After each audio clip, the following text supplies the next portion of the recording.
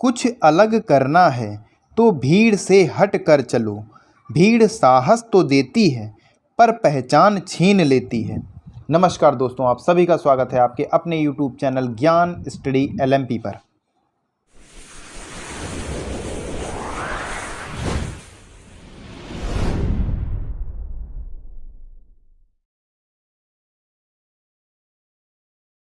दोस्तों, आज हम लोग सामान्य ज्ञान के महत्वपूर्ण प्रश्न करने वाले हैं जो आपकी आगामी परीक्षाओं में काफ़ी महत्वपूर्ण रहने वाले हैं। तो आइए शुरू करते हैं।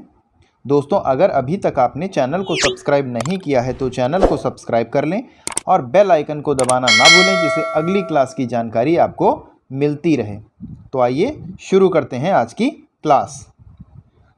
आज का हमारा पहला प्रश्न है, भारतीय संविधान का कौन सा भाग संविधान की आत्मा कहलाता है?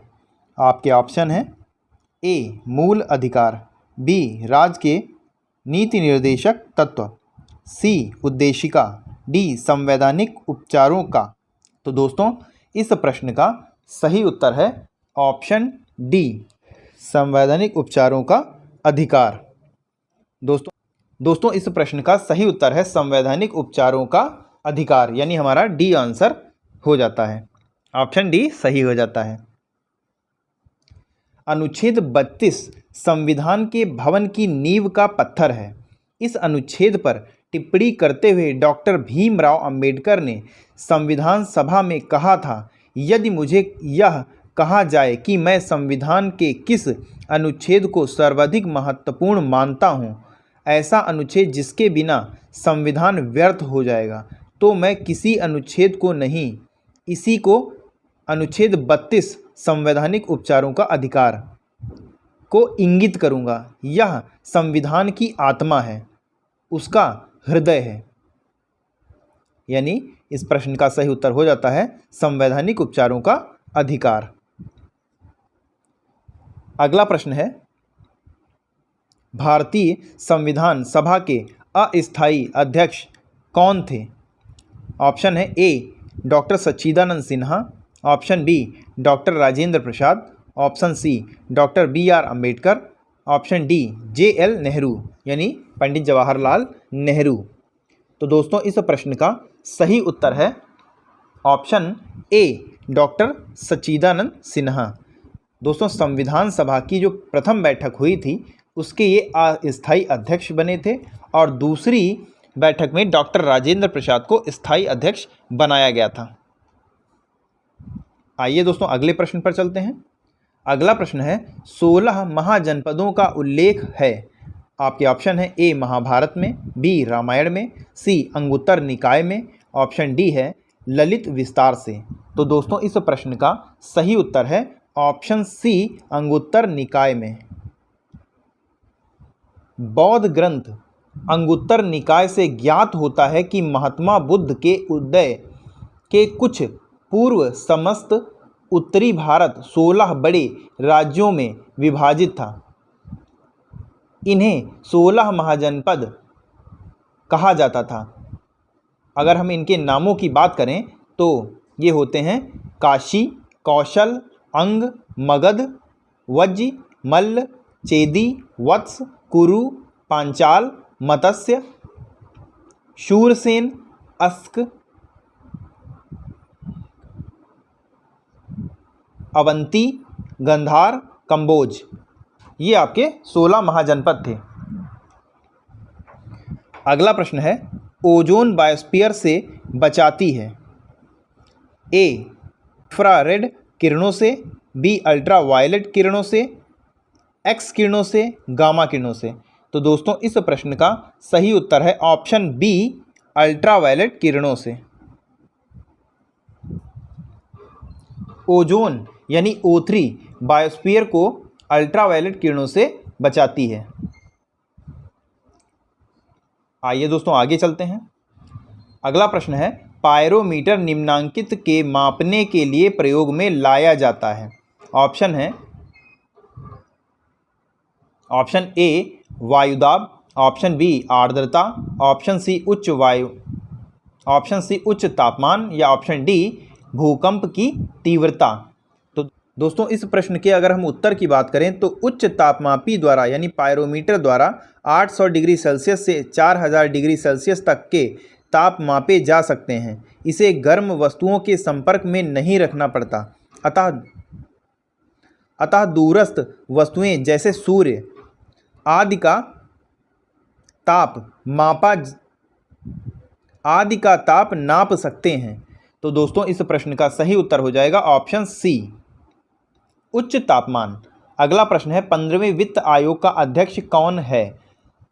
आपके ऑप्शन है श्री वाई रेड्डी, श्री रघुराम राजन, श्री अरविंद पनगड़िया या डी श्री NK सिंह। तो दोस्तों इस प्रश्न का सही उत्तर है श्री NK सिंह, यानी हमारा डी ऑप्शन सही हो जाता है।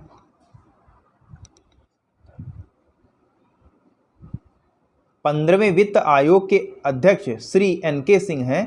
15वें वित्त आयोग का कार्यकाल 2021-22 से 2025-26 तक है। आइए दोस्तों अगले प्रश्न पर चलते हैं। अगला प्रश्न है निम्नलिखित युग्मों में से कौन सही सुमेलित नहीं है? तो दोस्तों इसमें जो सुमेलित होगा वो सही होगा, यानी फूलानी पश्चिम अफ्रीका सही है, मसाई पूर्व अफ्रीका सही है, नूबा सूडान सही है। यानी अगर सही नहीं है तो बंतू सहारा, बंतू मध्य दक्षिण अफ्रीका में निवास करने वाले एक प्रमुख जनजाति है। तो ये हमारा गलत हो जाता है, यानी इस प्रश्न के आंसर की अगर हम बात करें तो यही सही हो जाता है, यानी बी ऑप्शन सही हो जाता है। आइए दोस्तों आगे चलते हैं। अगला प्रश्न है भारत में न्यायिक पुनरीक्षण की संकल्पना निम्नलिखित देश के संविधान से ली गई थी? यूनाइटेड किंगडम, संयुक्त राज्य अमेरिका, USSR, डी ऑस्ट्रेलिया। तो दोस्तों इस प्रश्न का सही उत्तर हो जाता है ऑप्शन बी, संयुक्त राज्य अमेरिका। भारत में न्यायिक पुनरीक्षण की संकल्पना संयुक्त राज्य अमेरिका के संविधान से ली गई है। अनुच्छेद 137 के अनुसार सर्वोच्च न्यायालय को संसद या विधानमंडल द्वारा पारित किसी अधिनियम तथा कार्यपालिका द्वारा दिए गए किसी आदेश के वैधानिकता का पुनरीक्षण करने का अधिकार है। अगला प्रश्न है भारत की रक्षा संगठन का सर्वोच्च कमांडर है कौन है? तो ऑप्शन है आपके ए रक्षा मंत्री, बी राष्ट्रपति, सी प्रधानमंत्री या डी सेनापति, सेना प्रमुख। तो दोस्तों इस प्रश्न का सही उत्तर है बी राष्ट्रपति। राष्ट्रपति आपकी तीनों ही सेनाओं का सर्वोच्च कमांडर होता है।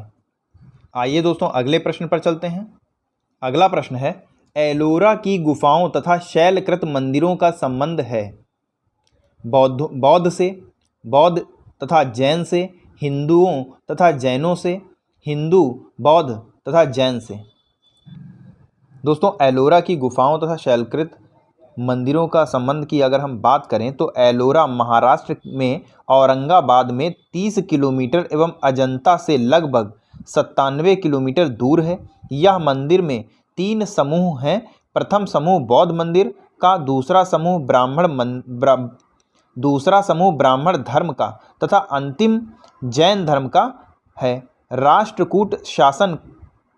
राष्ट्रकूट शासक कृष्ण प्रथम ने प्रसिद्ध कैलाश मंदिर का निर्माण कराया था। यानी अगर हम इस प्रश्न के उत्तर की अगर हम बात करें तो ऑप्शन डी सही हो जाता है। हिंदू, बौद्ध और जैन तीनों से ही यह संबंधित हैं। अगला प्रश्न है जहांगीर कालीन निम्नलिखित में से किस एक चित्रकार को नादिर उल असर की उपाधि प्रदान की गई? ऑप्शन है दौलत, बिशनदान, मनोहर, मंसूर। तो दोस्तों इस प्रश्न का सही उत्तर है ऑप्शन डी मंसूर। जहांगीर के समय में सर्वोत्कृष्ट चित्रकार उस्ताद मंसूर और अबुल हसन थे। जहांगीर ने उन दोनों चित्रकारों को क्रमशः नादिर उल असर यानी उस्ताद मसूर को और नादिर उल जमा अब्दुल हसन को यह उपाधि प्रदान की थी। तो हमारा डी ऑप्शन सही हो जाता है। आइए दोस्तों अगले प्रश्न पर चलते हैं। अगला प्रश्न है, वृहत ज्वार आता है। ऑप्शन है ए, जब सूर्य तथा चंद्रमा एक सीधी रेखा में होते हैं। बी, जब सूर्य तथा चंद्रमा समकोण बनाते हैं। सी, जब तेज हवा चल रही हो। डी, जब रात बहुत ठंडी हो। तो दोस्तों इस प्रश्न का सही जवाब हो जाएगा, वृहत ज्वार तब आता है जब सूर्य और चंद्रमा एक सीधी रेखा में होते हैं, यानी हमारा ए ऑप्शन सही हो जाएगा। चंद्रमा, सूर्य तथा पृथ्वी की पारस्परिक गुरुत्वाकर्षण शक्ति की क्रियाशीलता ही ज्वार भाटे की उत्पत्ति सबसे प्रमुख कारण है।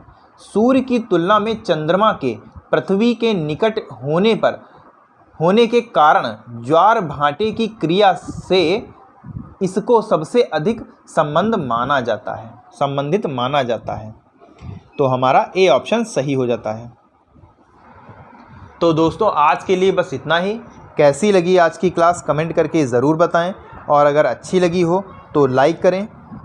मिलते हैं अगली क्लास में, तब तक के लिए नमस्कार। जय हिंद, जय भारत।